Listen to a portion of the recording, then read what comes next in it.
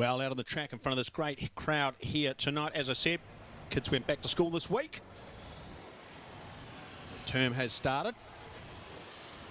It's great to see so many people coming along here and supporting the heavy track Central Motor Speedway on an absolutely glorious night here in Cromwell, Central Otago.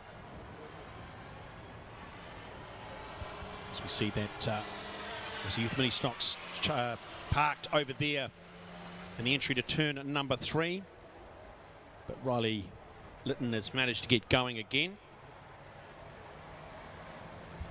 As we said, 1200cc engines out of an Nissan or a Toyota powering these machines. And 12 to 16-year-olds are at the wheel. Another great way for the juniors to get involved in Speedway. 1 lap to go before the start. The problem these days is you've got to try to find a car because everybody snapped them up. As we see them following the civil construction pace truck inside of the front row. It'll be in the form of 98. Agnew, hard charger, great place to start off the front. Outside of row number 1 is in the form of Trent Ainsley, sporting the 5T on that car. As they start to hustle themselves now down towards turn number 3. A few of the drivers sleeping there at the back. They need to get in position as quickly as possible.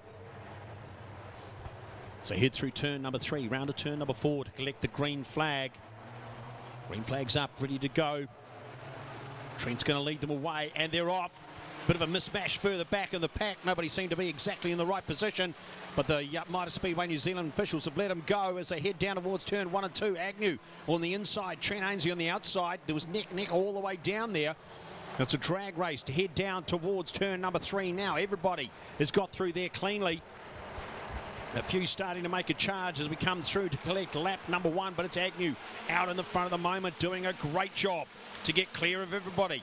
Dylan Prattley's doing a fantastic race there in 3rd position. Looks like Lucas Erskine wants that though, as looks like Prattley got a bit of a tank slapper coming out there. George Headley as well, touching the wall out of turn number 2, slows the 7T car down a little bit as they come through now to collect lap number 2.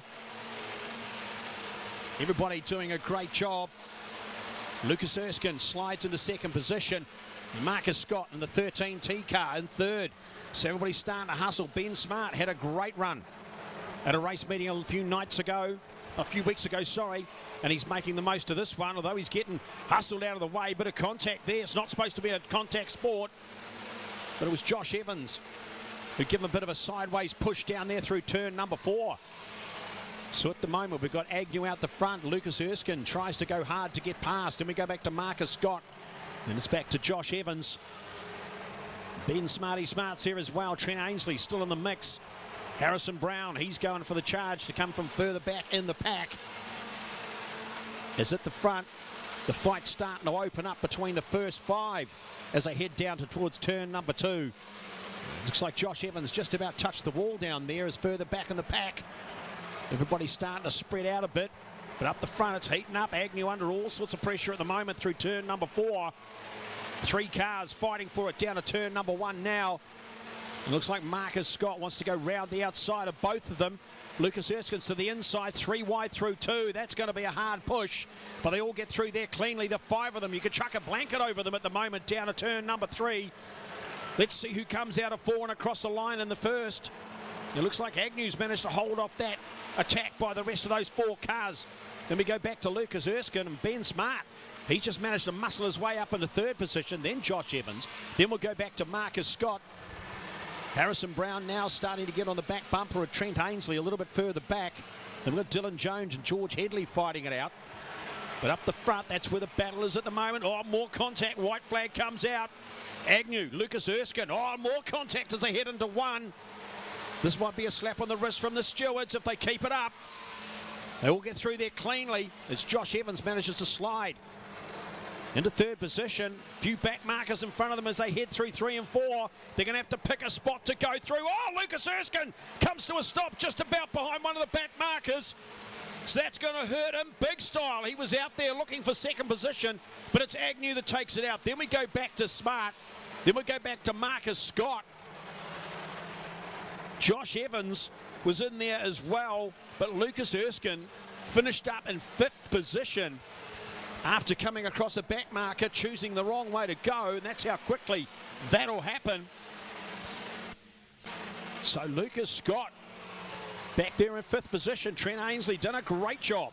Young fella's learning a lot about racing. It's in his blood. He's a nephew of the late great Darrell Ainsley, hence why he's sporting the 5T on that car. It was retired from the heavy track Central Motor Speedway. We said if any of the whānau want to try a bit of racing, they can use that 5T, and certainly Trent has taken the opportunity and making great strides here in this mini stock class. So I'd say the shoe's on the other foot there for Lucas Erskine. He's usually the driver that picks the right place to be at the end. I've seen him pass a couple of cars right on the line for the victory, but in that one he certainly picked the wrong place on the track. He'll make up for that, I'm sure, when he comes out in the next one.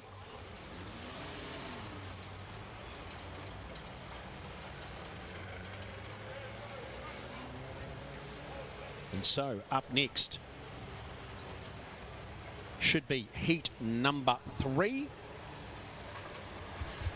of this New Zealand Production Championship.